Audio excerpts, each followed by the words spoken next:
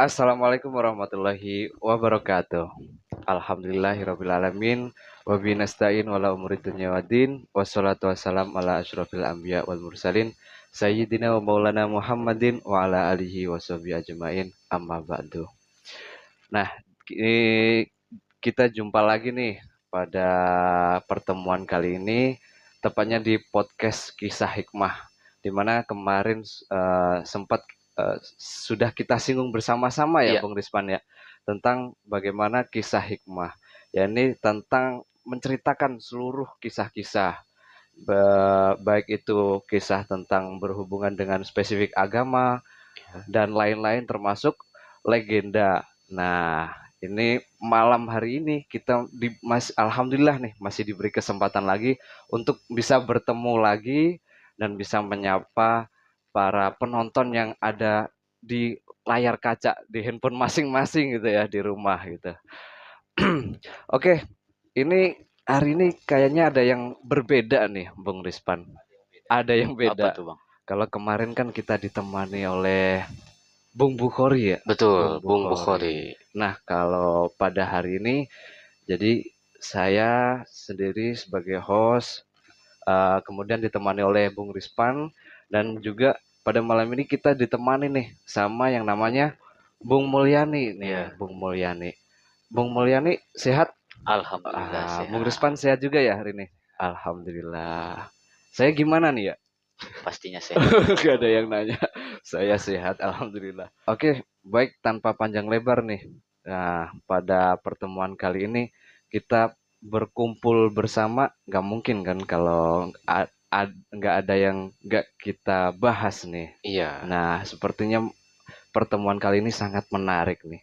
Mungkin langsung saja ya. eh, saya ingin menanyakan kepada Bung Rispan terlebih dahulu nih. Kira-kira pada pertemuan kali ini kita mau bahas cerita tentang apa nih? Atau jangan-jangan ada kaitannya dengan saudara kita Mulyani yang menemani bincang-bincang di pertemuan kali ini nih.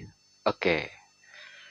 Eh, Justru dengan kedatangan saudara dari Bung Mulyani Bung ini, Mulyani. yang Iya. dimana beliau ini eh, berasal dari kampung yang jauh di sana. Jauh. Di mana tuh? Iya, Di mana tuh, Bung? di daerah mana Bung Mulyani?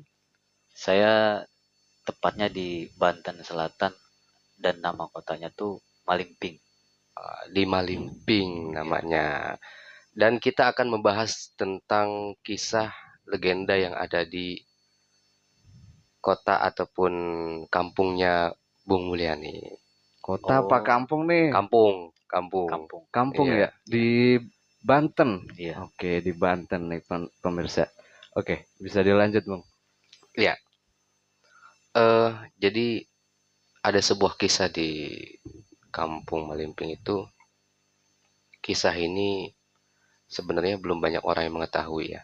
Saya pun mendapati sumber kisah ini dari Bung Mulyani langsung sebagai orang yang berasal dari sana gitu. Zaman dahulu kala ada seseorang yang bernama Sang Hyang Sirah. Mungkin nama ini tidak familiar lagi ya di kalangan masyarakat. Tidak asing lagi maksudnya. Tidak asing lagi di kalangan masyarakat Sang Hyang Sirah. Suatu hari beliau menemukan seorang anak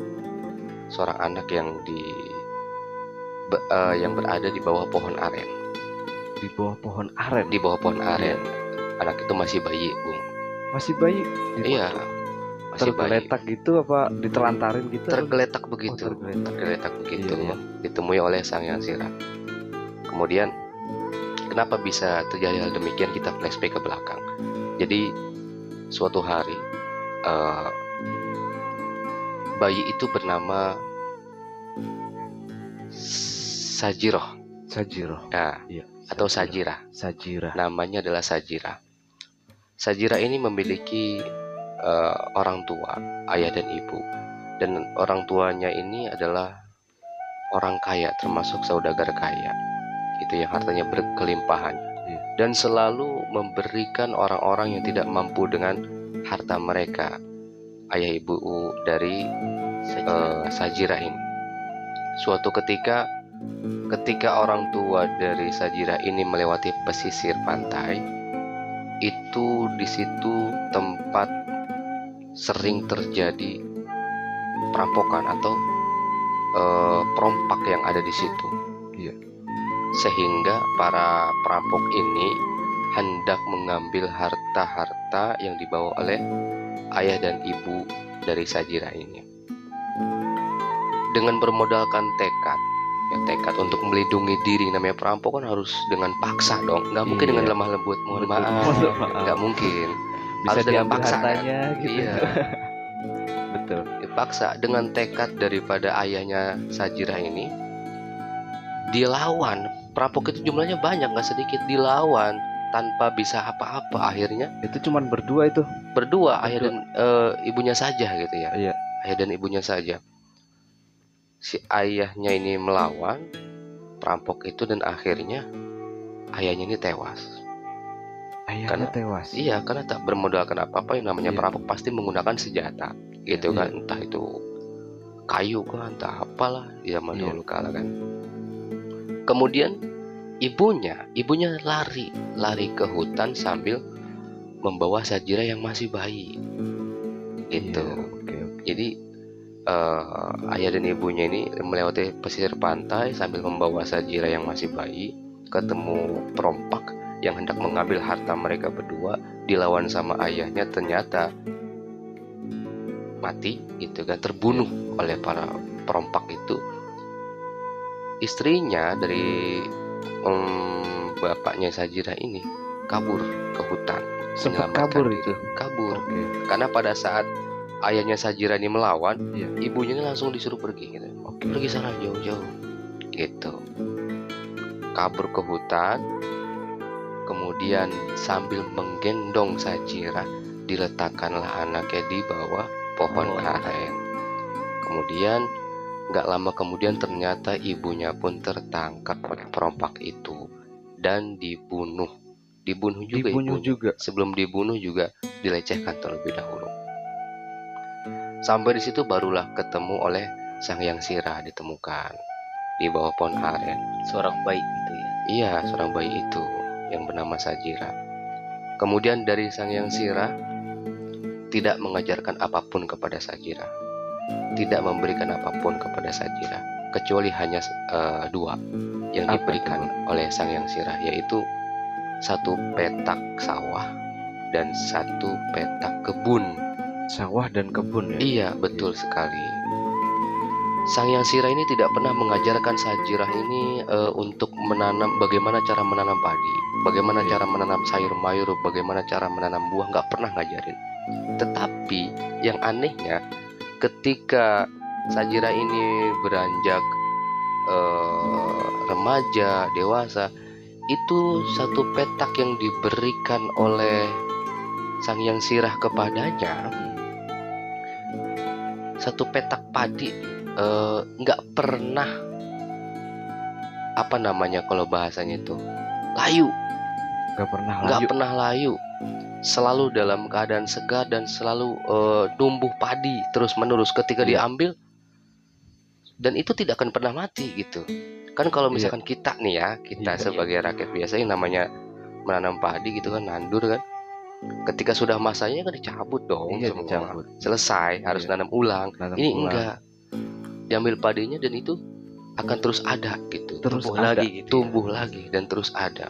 Begitu pula dengan satu petak yang ada di kebun sayur ataupun buah-buahnya itu, Iya. selalu ada buahnya dan selalu ada sayurnya. Itulah keanehan yang terjadi pada Sajirah.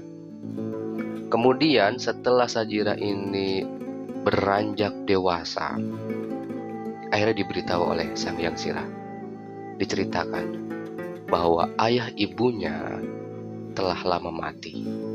Yang selama ini dikira Sang Hyang Sirah ini adalah ayah Ayahnya. dari Sajirah. Iya, iya. Oke. Terkagetlah Sajirah, ternyata ayah dan ibunya telah lama mati. Kemudian diceritakan dari mana asal perompak itu, dan asal perompak itu ternyata tinggal di satu daerah, satu kampung yang bernama Kampung Malimping. Kampung Ini sejarah Melayu. zaman dahulu ya.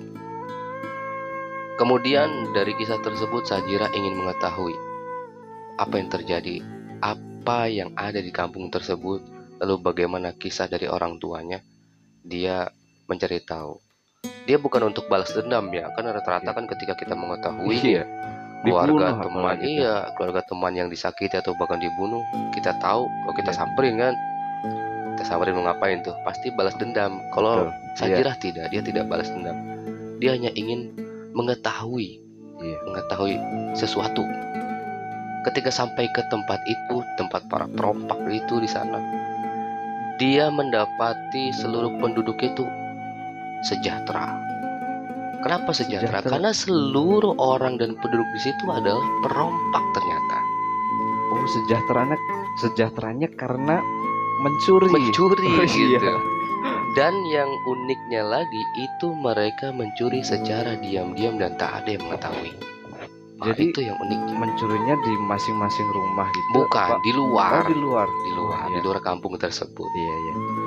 Kemudian Sajira ini diam-diam masuk ke kampung tersebut dan dia mendapati bahwa kampung itu penuh dengan kesejahteraan, kedamaian, dan ketentraman. Ternyata diketahuinya bahwa kampung tersebut adalah dipenuhi oleh para perompak bagi para penghuni rumah setiap masing-masingnya. Dan ketika Sajirah ini masuk ke kampung tersebut, dia pun mengikuti adat di tempat itu. Sajirah menjadi perampok juga ternyata. Menjadi perampok juga. Iya, menjadi perampok, tapi Iya, perampok iya. yang dilakukan Sajirah ini berbeda. Ketika Berbeda. orang-orang di kampung tersebut merampok di luar kampungnya, Iya. Sajirah bertindak untuk merampok orang-orang penghuni rumah yang merampok di luar sana. Keren juga Sajirah. Merampok rumah perampok tuh. Iya, merampok ceritanya. rumah perompak gitu ya. Perompak, iya. Iya. Diambilin hartanya, kemudian dari hartanya itu dibagikan kepada orang-orang yang tidak mampu. Oh, Seperti itu. Iya, iya. Selain daripada Sajirah ini diam-diam merampok para perompak itu, dia juga mengajarkan kebaikan kepada anak-anak kecil di sana secara diam-diam. Secara diam-diam. Iya. Dan juga Sajirah satu-satunya manusia yang melaksanakan sholat di situ. Yang lain tidak, karena tidak mengetahui kan. Iya. Soalnya perampok Gitu kan. mana mau sholat. Dan Sajirah nih satu-satunya orang yang melaksanakan sholat. Tahukah? Sajirah sholatnya secara sembunyi-sembunyi. Kenapa? Karena kalau misalkan dia ketahuan melaksanakan sholat, dia pasti akan dibunuh oleh orang-orang yang ada di kampung itu. Lalu, di manakah sholat Sajirah sehingga tidak diketahui oleh orang-orang kampung tersebut? Nah, nih pertanyaan ini. Pasti kan yang namanya sholat kelihatan terus ya, Iya. mau di mana kayak gitu, ada aja orang ngeliat Apalagi gitu. sholat kan sehari 5 kali. Bang. 5 kali, apalagi dengan sunnahnya kan. Sunahnya. Dan ternyata Sajirah itu sholatnya berada di dalam air sungai. Di dalam Dia air. pergi, ya, di dalam air sungai dia pergi ke sungai, kemudian dia ya udah Enggak di atas perahu dia tuh. ngelam ke bawah. Enggak di atas perahu. Kalau di atas perahu kan di atas air namanya. Iya. Ini di dalam air dia. Di dalam air. Dalam air dia nyelam, kemudian dia sholat di Biasa. dalam air. Iya. Dia setiap hari melakukan hal tersebut sampai tiba masanya ada seorang anak kecil yang membuntuti langkah dia menuju sungai untuk melaksanakan sholat. Secara diam-diam anak kecil itu bernama Banyu. Banyu. Iya, Banyu. Banyu. Secara diam-diam membuntuti Sajirah. Ketika Banyu ini membuntuti Sajirah, dia merasa heran kenapa Sajirah itu setiap hari pergi ke sungai, itu setiap waktunya. Ternyata ketika mendapati Sajirah ini nyelam ke dalam air, ditungguin sama Banyu. Ditungguin. Kok Kirain lama ikut amat? nyemplung. Enggak, dia enggak berani. Nggak gitu kan. berani ya. Apakah berenang atau ngapain? Kok lama banget dalam air gitu. Nyuci tapi kok sama badan-badannya Sama gitu. badannya. Iya. Batasan manusia paling lama berapa sih napas dalam air kan? Tahan napas dalam air. Apalagi dia melakukan sholat gitu ya. Melakukan sholat. Sholat. Yang dengan Ternyata akal sholat. pikir, yang kelihatan akal pikir kayaknya nggak mungkin gitu ya. Iya. Sholat dalam air.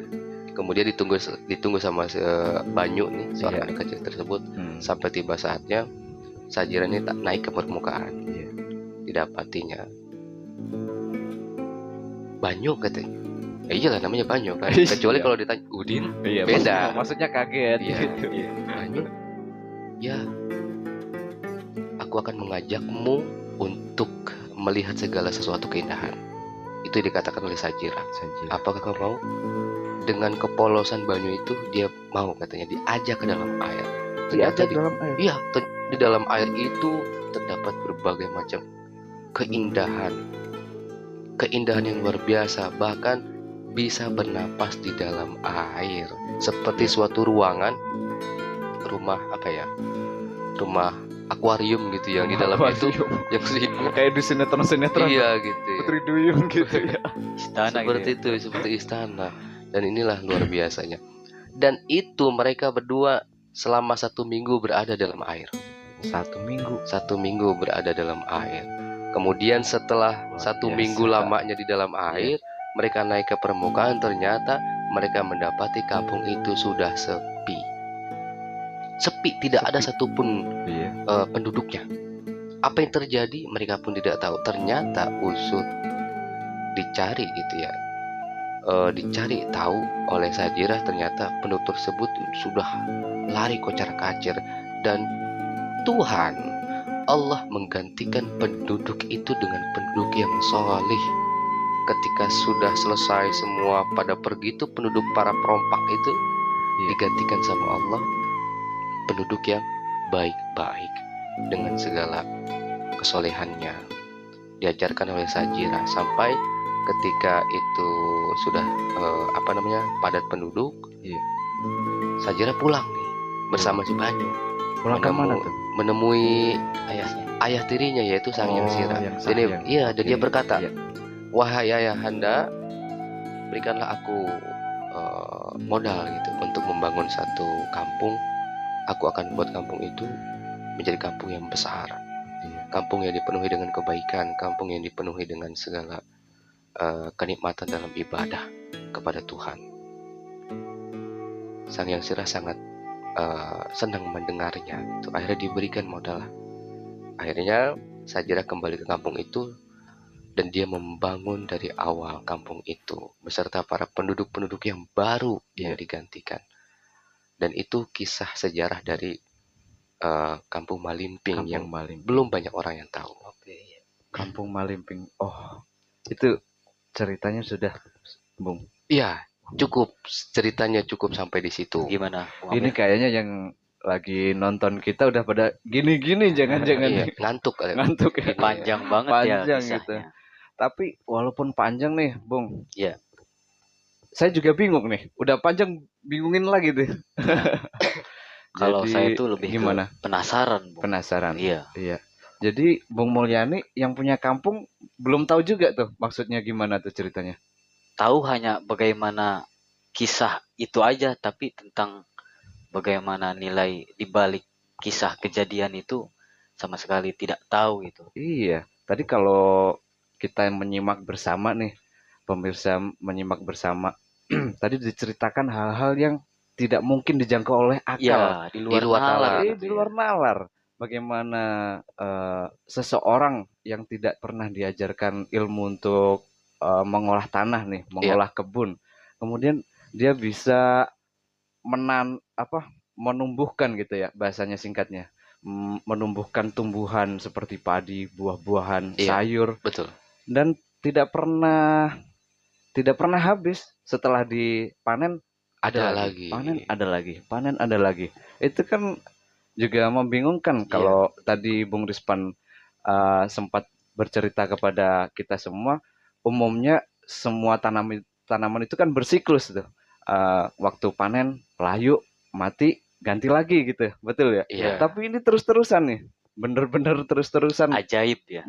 Berbuah terus nih, tinggal panen terus. Terus tadi ada lagi nih, yang waktu Bung Rispan bercerita tentang nyebur air nih pastinya. Mana ada gitu orang bisa nyebur ke sungai gitu. Ya. Orang kita berenang aja bisa hanyut. Apalagi kalau nyebur ke sungai bisa kita. Bisa nyebur sungai. Tapi nggak tahu kenapa. Kita masih bisa hidup apa enggak tuh? Ya, apalagi seorang itu melakukan sholat. Iya, di Kalau dalam dipikir air. pakai logika ya gak mungkin gitu loh. Gak mungkin, Nah, itu jelas yang gak menjadikan mungkin. saya penasaran gitu, Bung Amir. Iya, dan tentunya masih banyak lainnya nih.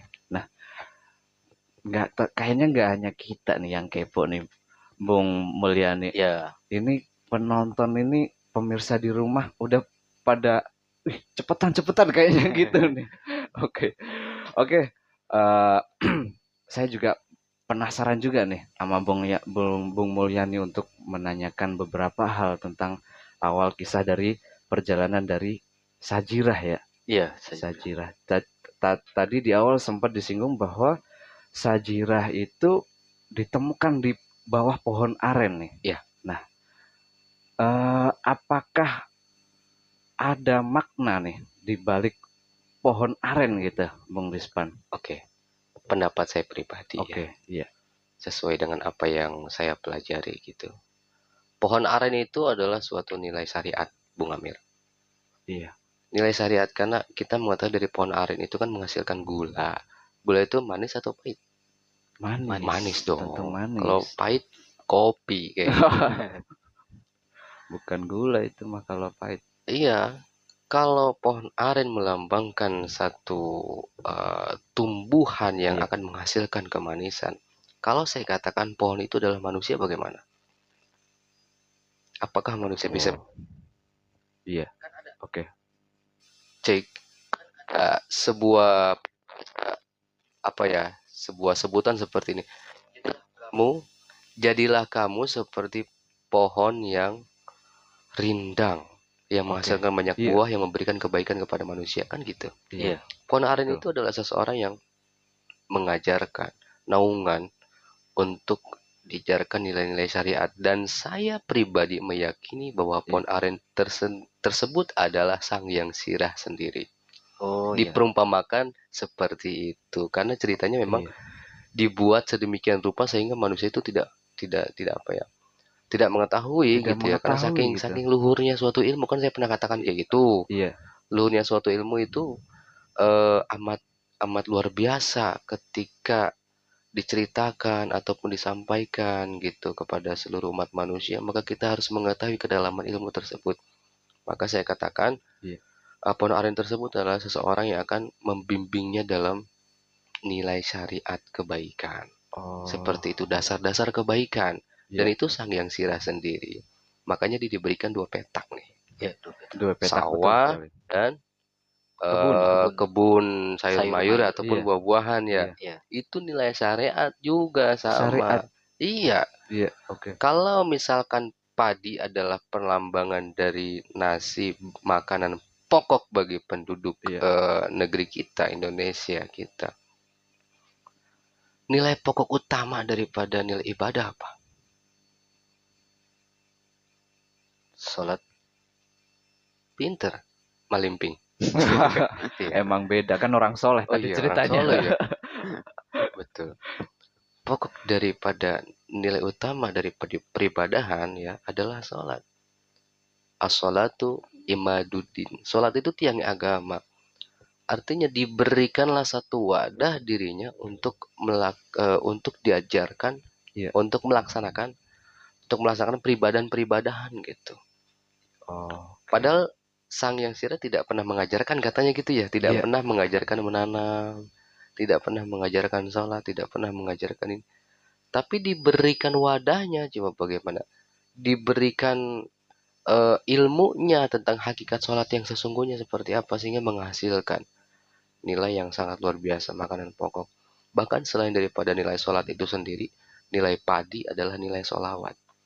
Sholawat. Iya, nilai sholawat. Kenapa bisa ada dua begini? Bisa ada dua makna. Iya. Oke, itu tergantung bagaimana keadaan sebuah kisah ya. Karena sang yang Sajirah ini dia adalah orang yang pertama kali sholat di kampung Malimping, maka saya maknakan padi itu adalah sholat. Padi itu adalah sholat. Betul. Kalau ada yang pernah dengar kisah Jaka Tarub yang dia menikahi bidadari selendang merah, kemudian selendang merah itu namanya Nawang Wulan, memasak padi 1 butir berubah jadi banyak, itu nilainya sholawat. Gitu. Masya Kita tidak bicara Oh, konteks itu ya. oke, Kita kembali oke. kepada kisah ini. Ya, artinya padi itu adalah nilai syariat daripada sholat. Kemudian kebun-kebun itu sendiri adalah nilai syariat syariat yang lainnya tentang Oke. nilai iman dilakukan dengan pengorbanan. Nilai iman yang dilakukan dengan pengorbanan. Pengorbanan. Contoh infak, pengorbanan enggak? Iya. Pengorbanan yang harus kita keluarkan, sodako, zakat, gitu ya. Terus apa lagi? Berkurban. Terus apa lagi? Dan lain sebagainya. Membantu orang-orang lain. Sehingga tumbuh sayur mayur. Hasilnya Iya. kebaikan. Buah-buahan itu keimanan. Kalau sayur mayur kebaikan, buah itu keimanan. Sayur mayur kebaikan, buah itu keimanan. Iya. Kalau kita menelaah seksama nih, berhubungan juga karena eh,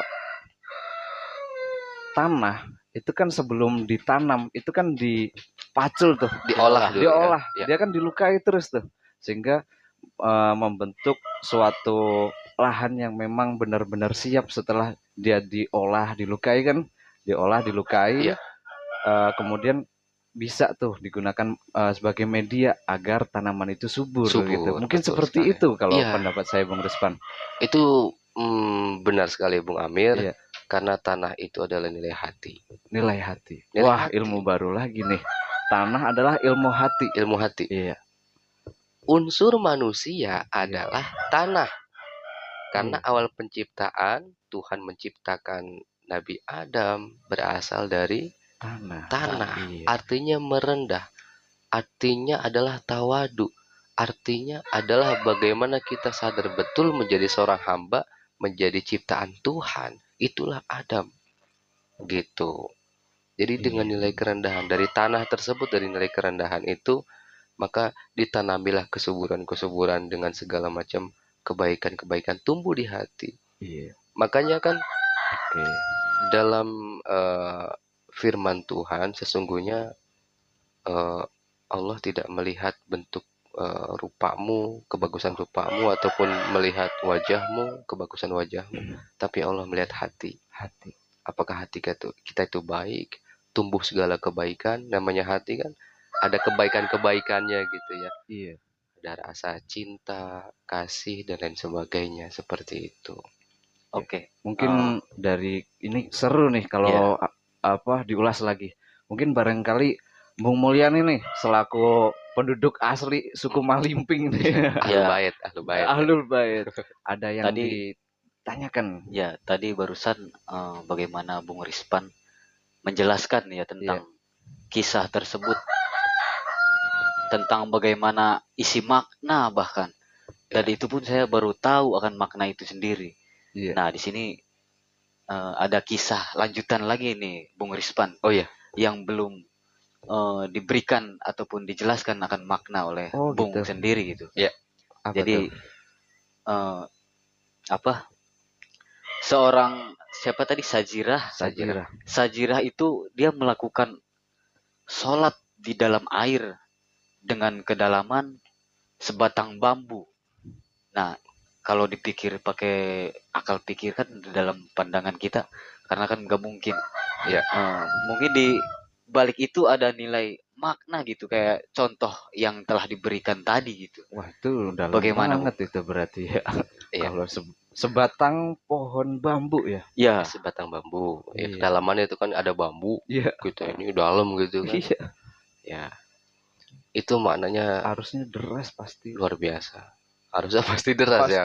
Pasti deras sekali itu. Ini hanyut aja kalau orang masuk sedalam itu ya, Bung ya. Iya. Gimana, Bung? Penasaran ini. Maknanya adalah tentang jadi gini, air itu adalah ilmu. Ya. Air itu adalah ilmu. Sajirah sholat di dalam air itu bermaknakan adalah seluruh ibadahnya, seluruh sholatnya itu dengan ilmu. Tanpa sedikit pun tidak dengan ilmu. Seperti itu. Ruang lingkup peribadahannya itu dipenuhi dengan segala keilmuan. Sehingga pada saat dia mau ngajak si anak kecil tuh namanya, lupa saya, Banyu. Banyu.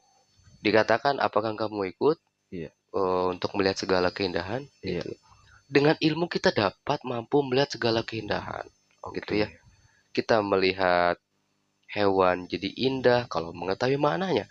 Kita melihat bintang jadi indah ketika kita mengetahui kehikmahan dari bintang tersebut. Kita melihat rembulan dengan sinarnya begitu amat menenangkan, juga sangat indah sekali. Maka seluruh kehidupan ini adalah nilai ilmu. Dia menghadap wajahnya kepada Tuhan dengan segala isi ilmu yang ada di alam semesta. Itu maknanya. Kayak gitu. Terima kasih, Bung Rispan. Iya, dalam juga kalau dipikir pakai logika. nalar logika nih, terjun di menyelam di bawah sungai yang dalamnya sebatang pohon bambu itu tinggi. Kalau kita lihat pohon bambu nih Bung, pasti kita sampai mendongak gitu saking tingginya. Nah itu dicelupin, wah ternyata maknanya demikian yang dijelaskan oleh Bung Rispan tadi gitu. Tapi ini Bung masih terkait masih dalam konteks tadi. Dia dikatakan bahwa tadi Bung Risman menjelaskan bahwa sajirah itu sholat dengan ilmu kan gitu.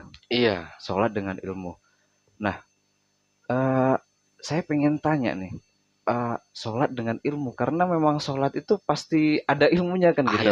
Nah, saya pengen tahu nih sebelum tanya ke ilmunya nih, Bung Rispan, atau jangan-jangan ada makna sholat gitu, nggak hanya tadi kan kita bahas semuanya perumpamaan nih. Ya, siapa tahu sholat ini juga ada hal yang bisa diterangkan untuk saya gitu dan juga pemirsa di rumah gitu, Bung Rispan. Pada nyatanya dalam syariat kita melaksanakan sholat harus dengan ilmu. Kalau nggak ilmu, kalau tidak dengan ilmu, nggak bakal sah sholat kita. Tidak bakal sah, betul. Contohnya apa? Melaksanakan sholat harus dengan ilmu. Contohnya kita sebelum sholat harus berwudu atau bersuci. Kalau kita nggak tahu ilmunya, main sholat-sholat aja, datang ke masjid, Allah, punya wudu kagak. Berarti kan nggak sah. Nggak termasuk syarat. Itu kan nggak termasuk syarat. Gitu. Dan lain sebagainya. Rukunnya saja, rukun sholat saja ada 13. Iya. Gitu, dan lain sebagainya. Itu dalam nilai syariatnya. Dalam nilai syariat. Tapi dalam nilai hakikatnya adalah bagaimana sholat itu menghadapkan wajah kita kepada Sang Maha Pencipta dalam setiap saat. Setiap saat. Iya. Gimana tuh, Bung Amir? Berarti setiap saat itu bisa dibilang setiap hembusan napas gitu ya? Bagaimana? Iya, setiap saat itu, setiap hembusan napas, setiap sekedipan mata, hati kita selalu menghadap kepada Tuhan. Oh iya. Kalau bahasa simpelnya, hati kita tuh selalu hidup untuk berzikir kepada Tuhan. Gitu. Nah, dengan hakikat sholat adalah bagaimana menghadapkan diri kita kepada Tuhan dalam kehidupan sehari-hari. Kehidupan sehari-hari kita kan tidak keluar daripada kehidupan duniawi seperti bekerja, makan, minum, tidur, jalan-jalan. Nah, dengan hal yang kita lakukan pada setiap harinya, apakah kita sudah benar-benar menghadap Tuhan? Makanya kalau sajirah ini, ketika sholat dipenuhi dengan ilmu, maka seluruh kehidupannya adalah nilai sholat, maupun itu makan, minum, berjalan, tidur, apalagi main bahkan, tapi hatinya selalu menghadap kepada Tuhan karena dia tahu tentang segala ilmu yang ada di sekitarnya maupun dalam peristiwa yang terjadi padanya, kayak gitu. Iya, betul sekali. Nih, menyambung dari yang diomongkan Bung Rispan nih penonton, saya jadi teringat gitu di salah satu diterangkan dalam kitab suci agama Islam nih. Itu diterangkan juga di situ, orang dikatakan bahwa orang yang beriman itu adalah orang yang selalu ruku gitu, selalu sujud gitu. Kalau dipikir-pikir bahwa Nabi juga menjelaskan bahwa kita juga perlu keseimbangan tentang masalah dunia nih. Iya. Nah, saya berpikir apakah ini jawabannya yang dimaksudkan oleh pesan yang disampaikan oleh Tuhan melalui kitabnya itu kepada kita gitu. Jadi kalau dipikir masa selalu kita sholat Sujud kan gitu gitu. ya. Ruku Selalu terus Jadi gitu sholat ya, terus. Bang. kayaknya nyambung ini dengan bahasan pada malam hari ini nih. Iya. Itu benar sekali. Ini menjadi sebuah jawaban. Apalagi ketika kita membedakan, atau bukan membedakan sih bahasanya apa ya. Ketika kita harus mengetahui ada sebuah perkataan Iya, kita harus seimbang antara dunia dan akhirat, iya, gitu kan? iya, Seimbangnya kita dunia ya dunia kita bekerja, seimbangnya iya, kita pada saat sholat atau iya. melakukan ibadah-ibadah. Pertanyaannya lebih banyak mana kita dunia dengan akhirat? Kalau Nah, misalkan itu. kita melihat dari takaran ibadah dan pekerjaan dunia kita, Iya. pasti banyakkan dunia. Iya, Dunia itu bukan hanya bekerja ya, tapi segala iya, ruang lingkup apa yang kita lakukan itu adalah dunia. Tapi seimbang yang dimaksud adalah ketika jasad kita berada dan berjalan dalam kehidupan ini, tapi hati kita selalu terpaut kepada Tuhan, kepada iya, Allah Azza wa Jalla, maka itu adalah keseimbangan namanya. Sehingga mengetahui tentang segala nilai yang terjadi gitu. oke. Yang tadi Bung Amir sampaikan itu benar, menjadi sebuah jawaban. Kita nggak mungkin selalu sujud karena kita juga ada keseimbangan dalam bekerja kita. Tapi Iya, nggak mungkin kita bekerja terus, iya, bahwa kita juga ada nilai ibadah yang harus kita lakukan. betul. Ya, cara menyeimbangkannya begitu, bukan dibagi atas waktu, Iya, tetapi harus dibagi tentang pengendalian di dalam diri kita. Jasad yang berjalan di dalam kehidupan dunia, tapi hati yang harus berjalan dalam kehidupan akhirat, gitu. iya, iya. Oke, Oke, kayaknya luar biasa luar banget biasa nih sekali ya. yang kita bahas pada malam hari Tapi ini. masih ada rasa penasaran saya nih, Bung Amir, Oh, gimana tuh? untuk Bisa, bertanya lagi nih mumpung kepada Bung kita Risman. bertemu nih, Ya, Bung Mulyani, harus tadi sikat-sikat aja tuh. bagaimana di kisah itu kan Sikat-sikat.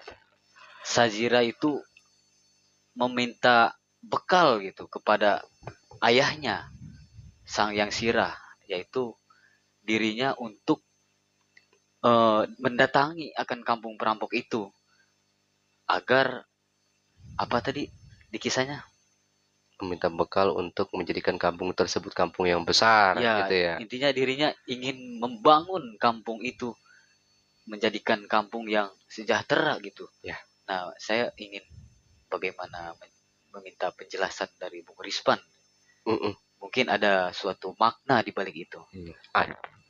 Bekal tetap ada, tentang bekal dunia juga tetap ada bekal akhirat. Bekal dunia ya udah pasti, kita ketika ingin membangun sesuatu harus ada modal. Ya, modal Betul. rezeki seperti itu ya. Tapi yang ditekankan dalam kisah ini adalah Sajirah meminta kepada ayah tirinya ini, yaitu Sang Yang Sirah, meminta modal itu meminta arahan, sebuah petunjuk. Ketika nanti Sajirah sudah sampai di kampung itu, sudah bahkan menetap di kampung itu, Iya. arahannya sudah diberikan oleh Sang Yang Sirah. Sang Yang Sirah. Modal itu adalah nilai arahan dan petunjuk yang diberikan oleh ayahnya, Sang Yang Sirah, seperti itu. Jadi bukan modal duit doang gitu ya. Iya. Tadi pas waktu Bung Rispan cerita nih, wah ini minta uang ke gurunya mas, mau Iya. buat desa nih. Iya. Ternyata modal yang dijelaskan adalah modal petunjuk nih Bung Petunjuk, Mulyani. iya. Oke. Wah ini luar biasa nih yang kita bahas pada malam hari ini nih Bung. Iya, Bung. Saya kira tadi waktu Bung Rispan menjelaskan tentang modal nih, masa seorang yang berilmu tadi dikatakan, dia pamitan sama gurunya, cuman mau minta modal kan gitu. Minta Kalau izin kita gitu ya. iya minta modal, kalau kita minta modal ke, bayangin minta modal ke ayah sama ibu nih. Wah, ini kan berarti mau bikin usaha kan gitu. Iya. Wah, ternyata modal yang dimaksud adalah modal petunjuk gitu ya, dalam bagaimana si Sajirah ini dan Banyu tadi ya, muridnya sebagai bekal, pedoman untuk membangun sebuah desa Iya. yang tadinya itu dipenuhi oleh para perampok. Gitu, Bung Risman ya. Iya.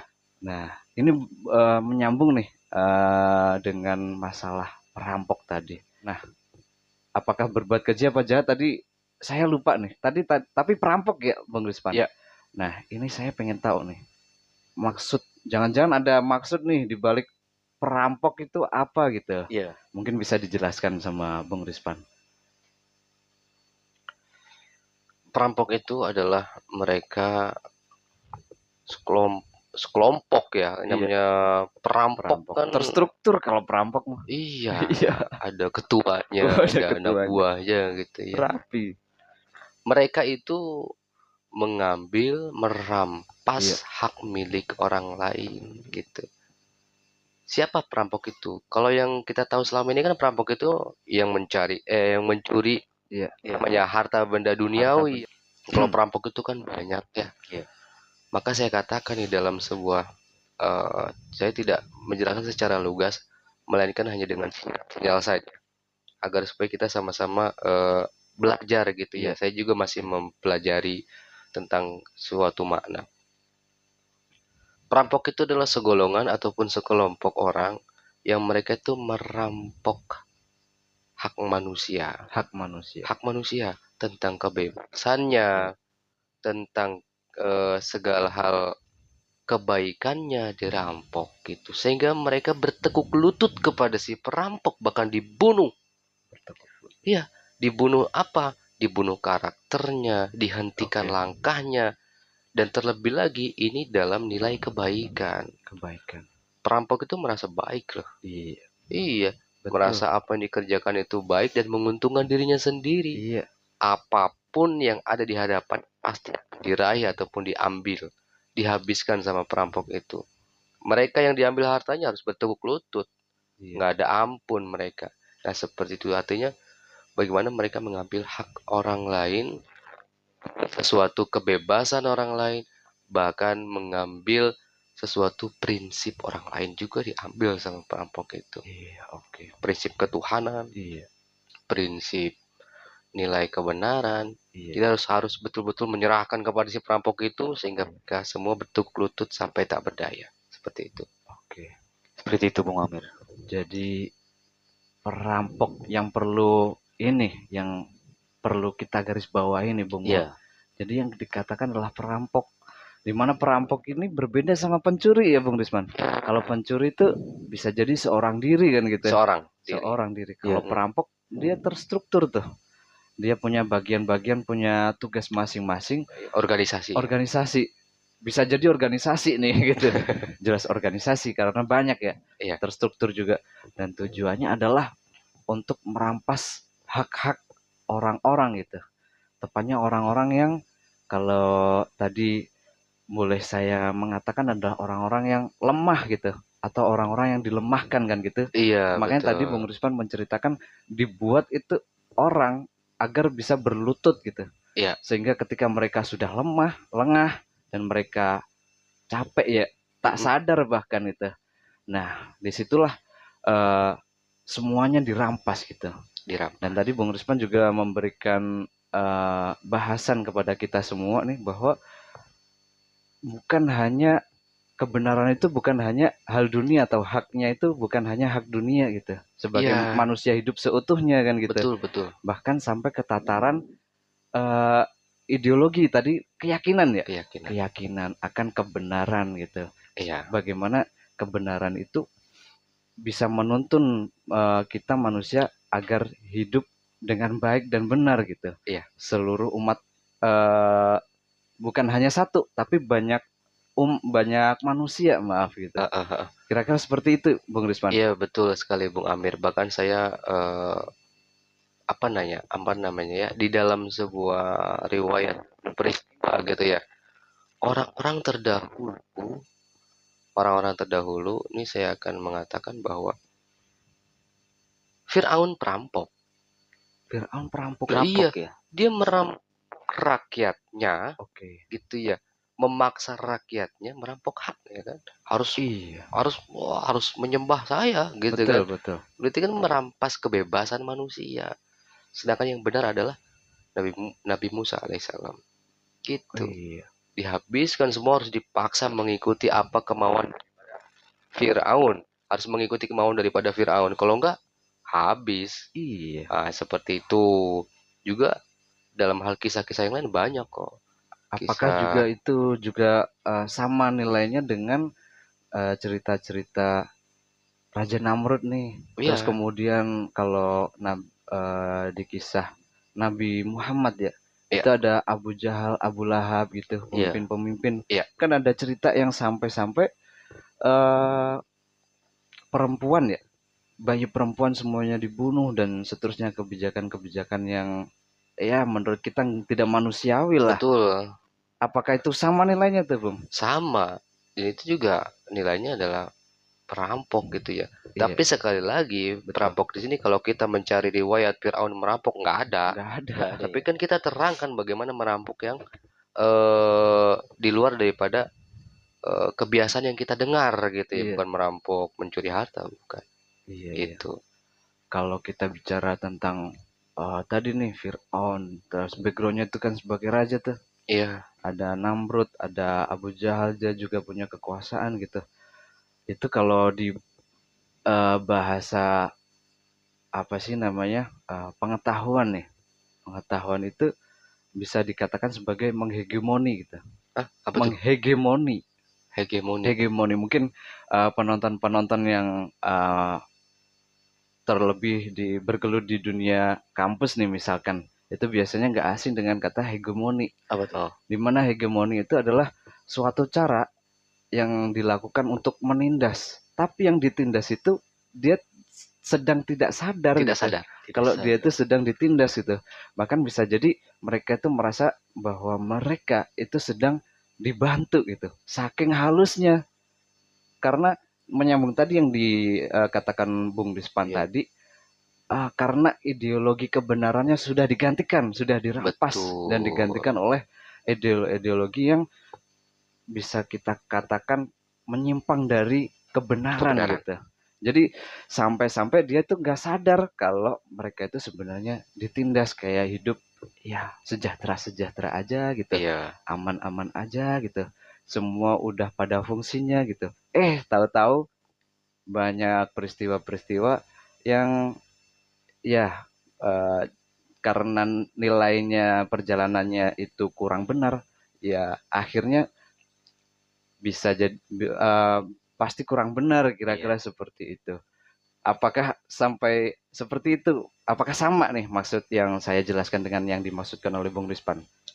Saya Oke, saya setuju dengan apa yang dipaparkan oleh Bung Amir itu, bahwa memang seperti itu ya. oke. Bahkan perampok yang paling keji adalah bagaimana mereka merampok tetapi membuat korbannya tidak sadar sedang Iya. dirampok. Itu yang paling keji. Wah, itu Iya, kalau menusuk juga nggak sakit nggak gitu ya, Bung ya. sakit. Iya, Tusuk aku malah gitu tuh iya. kayaknya.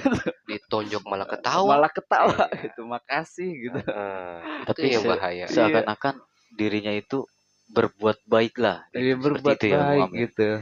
Akan tetapi dari perbuatan itu ya, menurut pandangan saya dari apa yang telah dipaparkan, malahan dirinya disuruh bagaimana berbuat baik, dengan lemah lembut dirinya mengajak gitu ya. Akan tetapi padahal di situ dirinya dirampas dengan Iya, perlahan, dengan lembut dirampas akan hak milik dirinya. iya, Seperti itu ya Bung. Iya, Akan sebenarnya apa yang dikatakan oleh Bung Mul ini adalah termasuk langkah-langkah gitu langkahnya. sebenarnya. Iya, langkahnya. Apakah termasuk perampok? Waduh, Oh, kan. bahaya kayak Iya. gini. Iya, itu Iya, betul oke. sekali secara halus juga ya. Termasuk kalau saya katakan doktrin itu juga termasuk cara Doktrin. merampok. Oh, iya. Ya kan Iya, mengambil ya iya, kan, merubah bahkan. betul sekali. Nah, ini Ini Bung bahaya Rispan nih. sekali kalau doktrin-doktrin yang nggak baik kan gitu. Iya, izin bertanya ini, Iya, menyampaikan iya, sekaligus bisa menjadi pertanyaan nih. iya, Apakah nilai kan namanya perampok tuh, Bung? Iya. Yang tadi sempat mau ditanyakan oleh Bung Mulyani nih, saya teringat tuh. Namanya perampok kan pakai topeng. Iya. Apakah makna topeng itu adalah seperti yang dijelaskan Bung Rispan ketika tadi kita mengulas tentang Fir'aun tuh, sebagai dia kan kita nggak tahu tuh, oh ternyata niatnya seperti itu gitu. iya. Topeng itu Kayaknya sebenarnya sudah dipaparkan sama Bung Mul tadi. udah dua. Iya, Nekat berarti. menutupi seluruh keburukannya dengan segala kebaikan di wajahnya. Di wajah Iya. palsunya seakan-akan itu adalah sebuah kebaikan yang dilakukan, tetapi wajah buruk dalam hatinya itu menginginkan segala keuntungan untuk pribadinya ataupun golongannya. Iya. Wah, luar Wah, biasa itu nih. makna topeng, Bung Amir. Pada kesempatan kali ini kita beruntung nih, kita Iya. bisa berbincang, bisa berkumpul. Tentunya penonton, wah, sangat merasa teramat bersyukur karena dengan kita mengetahui di balik syariat permukaan ya tadi, kita bisa mengetahui apa makna hakiki yang cerita yang berusaha pesan itu disampaikan gitu. Iya. Tapi kita nggak mampu menangkapnya gitu. Iya. Selain juga tadi diperjelas dengan eh, keilmuan, pengetahuan tadi bagaimana tentang hegemoni nih. Nah, sebelum itu kan tadi gini, Bung Rispan. Setelah kampung gini tentang rampok nih, masih tentang rampok. Oke. Nah, ketika merampok itu adalah suatu hal yang buruk gitu, adalah hal yang keji. Tapi tadi Bung Rispan menceritakan nih bahwa Sajirah ini mereka juga merampok kan gitu. Kalau boleh izin nih berpendapat, ketika niatnya baik nih Bung, tapi di langkah dia mencarinya gitu, dia menjalaninya dengan perbuatan buruk, apakah itu sesuatu yang buruk juga ini? Yang Ya, salah gitu. gitu ya. Mungkin ini yang saya penasaran nih Bung Mulyan Iya. ini. Jadi ini kita harus mengetahui dulu nilainya gitu ya. Oke. Jangan sampai kita Oke. salah kaprah dalam sebuah makna Oke. gitu. Kalau para perompak itu mereka merampok segala halnya, kalau Sajirah ini kan dia merampok orang-orang yang Orang perompak rampok tadi. iya. Orang perompak Orang yang itu. perompak dirampok sama dia. Oke, saya kan Iya, seperti ini. Sajirah itu caranya berbeda. berbeda. Yang dirampok oleh Sajirah adalah segala pengetahuan yang dimiliki oleh para perompak itu. Maksudnya adalah pengetahuannya. Iya, kemudian Oke. dibagikan nih. Ini yang benarnya. Dia merampok. Oke. Cek. Dia merampok. Cek. Dia merampok segala pengetahuan perompak-perompak itu. Oke. Kemudian dia bagikan dengan hak. Tahu dengan hak. Oke. Pengetahuan itu dijadikan ilmu yang hak. Diajarkan begitu. Dijadikan sebagai jalan yang benar seharusnya di sini nih tempatnya. Iya. Nggak digunakan untuk mencuri, katakanlah seperti itu. Ya. Saya mendapat oke. pengetahuan dari Bung Mulyani dari sebuah kisah tadi. Iya. Saya ambil kan. Oke. Saya rampok. Lalu saya maknakan. Oke. Nah itu saya bagikan namanya. Dibagi gitu. Iya, terima kasih. Tapi kalau ini nggak disebut merampok sih sebenarnya. Tapi saya mendengarkan gitu. Oke. Kecuali saya sambil jalan. Ngedenger orang lagi cerita. Saya dengerin gitu. Terus saya lewat. Itu kan mencuri gitu kan. Itu kalau itu mah merampok beneran. Iya. Dengerin gosip gitu. Iya dengerin. Dengerin gosip. Oke, jadi makna merampok itu adalah mengambil pengetahuannya dan diarahkan. Jadi yang dirampok itu pengetahuannya nih perlu digarisbawahi, bukan harta ya. Bukan harta tapi pengetahuan. Kalau kita bicara tentang tadi di awal tentang padi dan seterusnya itu kan adalah nilai ilmu tuh. Iya. Kalau ini adalah pengetahuan. Nah, bagi pemirsa nih, kemarin kita masih ingat nggak kita bahas tentang ilmu dan pengetahuan tuh Bung Rispan? Iya. Nah, barangkali lupa nih. Mungkin Bung Rispan bisa menjelaskan sekilas nih, biar kita nggak berbenturan takutnya, salah paham kan gitu. Iya. Tentang ilmu dan Pengetahuan. Iya. Ya, ilmu pengetahuan itu kan satu kalimat ya, satu kata gitu ya, yang tidak bisa terpisah. Ilmu ya ilmu, pengetahuannya pengetahuan gitu. Namun dari keduanya ada perbedaan. Pengetahuan itu tidak sampai kepada hujah nyata. Tidak sampai kepada hujah nyata atau tidak sampai kepada bukti nyata apa yang dapat dilihat dari pengetahuan tersebut. Iya. Tapi kalau ilmu itu bagaimana mengharuskan ilmu tersebut harus dapat melihat hujah nyata Melihat hujah dari nyata. ilmu yang didapatkan gitu. Dari peristiwa kita mengambil maknanya gitu.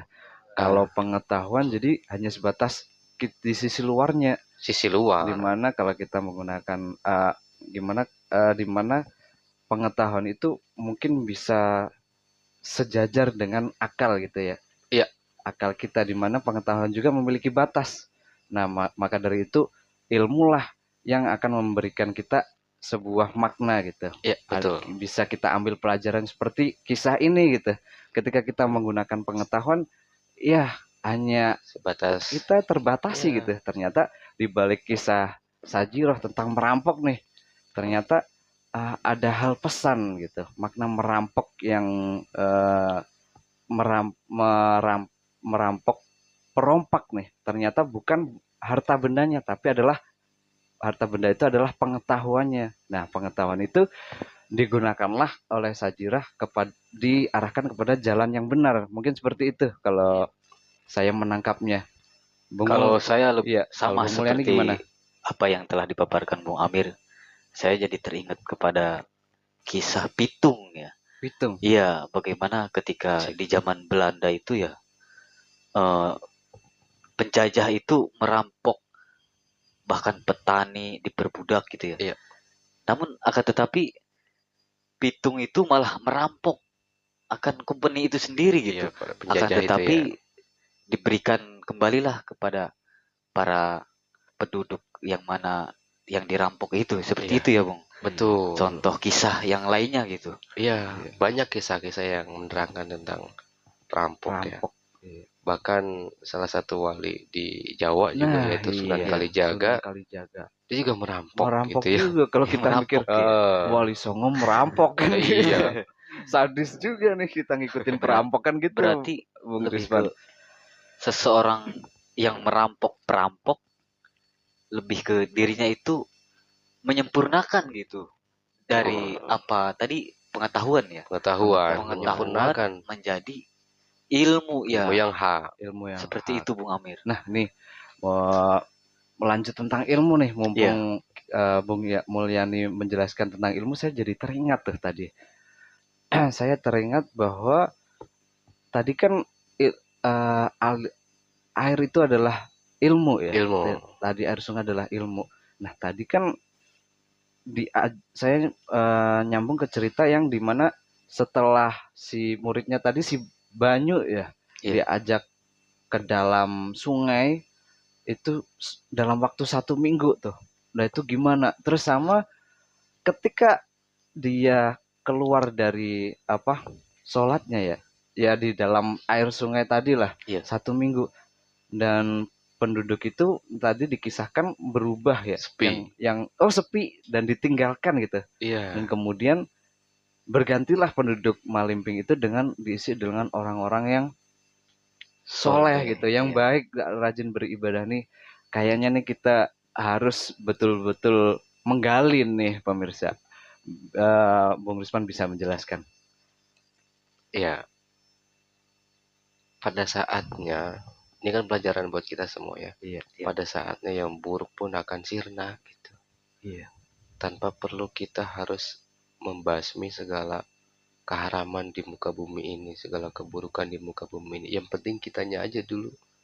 Setiap diri merubah dirinya menjadi baik saja terlebih dahulu, maka semuanya akan baik kok. Iya. Jangan sampai seperti kita tuh merasa orang yang soleh, kemudian lalu kita menghardik, lalu kita mencaci orang-orang yang bermaksiat dunia, mabuk-mabukan, berjudi dan sebagainya, atau bahkan menghancurkan gitu kan. Sudah, kita fokus aja dengan nilai ibadah kita masing-masing. Nanti juga dengan cahaya ibadah yang dilakukan itu tersebar gitu. Rata-rata kan yang paling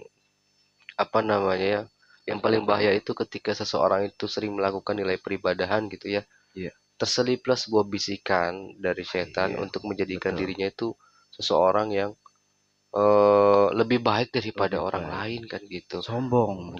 Sombong gitu. Jadi makna tentang kampung itu sepi daripada seluruh perompak itu adalah nilai bagaimana keikhlasan dari Sajirah itu untuk selalu memberikan tebaran-tebaran kebaikan sehingga semuanya itu tidak ada hakikatnya nih ya Bung Amir, Iya. itu bukannya sepi sebenarnya, Gimana? tapi hilang seluruh Keburukan. keburukan karena pengajaran daripada Sajirah selama 1 minggu. Seperti itu. Gitu. Mungkin 1 minggu juga mewakili tempo waktu, bisa jadi nggak Iya. 1 minggu kayaknya nih. Iya. Dan karena memang tadi dijelaskan kan Bung Mulyani begitu dalamnya sampai seukuran bambu nih. Iya. Dimana kalau kita di dasar itu kan semakin kita ke dasar semakin aliran sungai itu semakin deres. Iya. Ini kayaknya hujan tiap hari nih gitu. Banjir tiap hari nih. Dibanjiri dengan ilmu yang hak gitu Bung Rispan ya. Bagaimana setelah dibanjiri dengan keilmuan, bukan lagi pengetahuan, maka berubahlah gitu. Maka hilanglah, maka hanyutlah segala yang buruk. Mungkin seperti itu Bung Rispan ya. Itu betul sekali Bung Amir. Dan bergantilah penduduk itu menjadi penduduk yang baik, di mana penduduk itu berbalik arah gitu ya Bung Rispan. Jauh dari kata buruk, kira-kira seperti itu. Nah, ini kita kayaknya dari awal sampai akhir nih udah membahas tentang banyak hal nih. Iya Bung Amir. Nah, nih kalau dari Bung Mulyani mungkin ada yang mau ditanyakan lagi, barangkali ada yang mengganjel nih dengan cerita Sajirah nih. Cukup. Mungkin sudah cukup. Sudah cukup gitu. Ya, saya bersyukur gitu dengan mengetahui kisah tersebut. Iya. Dan dipaparkan dengan begitu gamblangnya dengan makna oleh Bung Rispan itu sendiri. Iya, betul sekali. Ya, saya sangat senang sekali. Iya. Udah itu aja, Bung. Siap. Oke. Mungkin banyak nih, nggak mungkin. Banyak sekali hal-hal yang bisa kita petik, hal-hal yang bisa kita serap dari pembahasan atau pertemuan pada kesempatan kali ini di podcast Kisah Hikmah ya, Iya. Bung Mulyani. Mungkin Bung Mulyani nih, selaku penduduk Malimping, dari awal sampai akhir sehingga terbukalah semua perlambangan-perlambangan itu, mungkin Bung Mulyani ingin menyampaikan pesan atau kesimpulan atau bagaimana yang ingin diungkapkan kepada para pemirsa di rumah nih. Oke. Saya sedikit pesan saja, Bung. Iya. Kisah tadi bagaimana mengisahkan tentang di luar daripada nalar kita ya, Bung. Betul sekali. Dan pesannya itu jangan sampai kita mengisahkan sesuatu kisah yang memang belum tahu akan asal-usul yang sebenarnya gitu ya, Bung. Iya. Jangan sampai kita asal untuk mengisahkan kepada orang-orang tersebut sebelum kita mengetahui apa tadi ilmu daripada apa yang telah disampaikan Bung Rispan seperti itu, Bung. Karena menurut pandangan saya kisah-kisah yang mana banyak di negeri kita ya, Bung. Banyak kisah-kisah contoh kayak kisah Tangkuban Perahu ataupun Sangkuriang dan yang lainnya. Akan makna itu. Ya, mungkin di situ juga terdapat akan makna gitu. Pasti. Nah, di situ pasti banyak pelajaran yang dapat kita ambil selain daripada malam hari ini. Gitu aja. Oke. Dari Bung Mulyani kita membahas tentang luar biasanya tentang ilmu tadi ya. Iya. Sehingga kayaknya nih para penonton juga bakal menantikan episode-episode setelah ini. Kira-kira podcast Kisah Hikmah mau bahas apa lagi nih? Apa makna yang mau kita buka? Kira-kira seperti itu Bung Mulyani ya. Karena ilmu itu memang harus kita jadikan sebagai pedoman, ilmu yang hak gitu, agar bagaimana seperti yang diterangkan tadi Bung Mulyani, betul ya? Iya. Bahwa dengan ilmulah kita bisa memaknai setiap perjalanan, dengan ilmu kita juga bisa berkesadaran gitu. Dan kalau Bung Mulyani menjelaskan tentang ilmu nih, nah saya teringat tadi tentang bagaimana pentingnya nilai tanah tadi. Nilai tanah, bagaimana tanah itu menyimbolkan tentang kerendahan ya Bung Rispan. Iya. Dengan nilai kerendahan itu, dengan nilai ketawaduan itu, dengan nilai penerimaan ya. Sehingga dari situ, dari bawah, dari rendah tumbuh tuh hal-hal yang baik gitu. Yang Kalau tadi baik. dijelaskan tentang keimanan juga tumbuh di situ, Iya. di hati gitu. Ketika Betul. hatinya sudah yang dikatakan tadi, maka hati juga tumbuh keimanan. Tadi sayur juga tentang kebaikan, perbuatan kebaikan. Dan seluruhnya perbuatan kita ketika kita sudah mengetahui sebagai ilmu, kita juga memiliki kesadaran gitu. Bagaimana kita seluruhnya di setiap saat tadi Bung Rizwan menjelaskan bahwa semuanya itu adalah nilainya ibadah sebenarnya, bukan hanya sholat di 5 waktu aja ternyata makna sholat, tapi semuanya itu adalah ibadah, kira-kira seperti itu. Maka tadi bertentangan tadi yang diceritakan oleh Bung Rizwan tadi sempat saya ingat betul-betul tuh. Jangan sampai kita sebagai orang yang misalkan ahli ibadah terbesitlah semacam bujukan, bisikan bahwa kita berada di tingkat yang lebih mulia daripada seseorang. Lebih baik gitu ya. Itu kan udah, kalau saya menangkap nih Bung Rizwan, izin untuk mengekspresikan nih, itu kita telah kehilangan nilai itu gitu. Sehingga bisa jadi yang tumbuh bukan perbuatan baik atau keimanan gitu Bung Rizwan. Betul ya? Nah, kalau saya nih hari ini memang betul-betul bersyukur nih dengan adanya podcast ini. Sebelum kita sebelum kita akhiri nih Bung Mulyani. Iya. Mungkin Bung Rizwan di akhir sesi ada yang mau disampaikan ke penonton yang ada di rumah barangkali nih? Tidak ada. Oh, sudah cukup ya. Oke. Berarti obrolan kita bisa kita cukupkan sampai di sini ya, Bung Mulyani, Bung Rizwan. Iya. Oke, baik. Penonton, alhamdulillahirrahmanirrahim. Pada kesempatan kali ini kita sudah mendapatkan banyak sekali ilmu. Bagaimana derasnya ilmu itu bisa kita rasakan. Dan kita sama-sama menjadi sajiroh nih kayaknya nih. Iya. Deras banget keilmuan pada kesempatan kali ini nih. Nah, kalau kita bicara tentang podcast nih, pasti yang disampaikan Bung Mulyani, kita pasti penonton yang ada di sana menunggu nih. Maka jangan lupa, itu kan di pojokan ada tulisan subscribe tuh. Nah, itu sekalian dinyalakan loncengnya. Biar kalau kita ada pembahasan tentang podcast nih, podcast kisah hikmah, nah bisa langsung disimak supaya kita bisa mendapatkan keilmuan daripada setiap segala peristiwa dari masa lalu gitu ya, Bung Mulyani. Nah, saya sebagai pembacara atau host ya,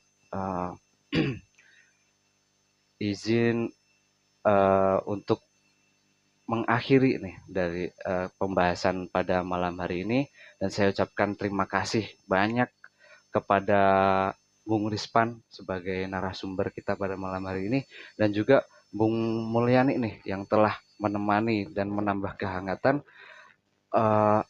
obrolan kita pada malam hari ini.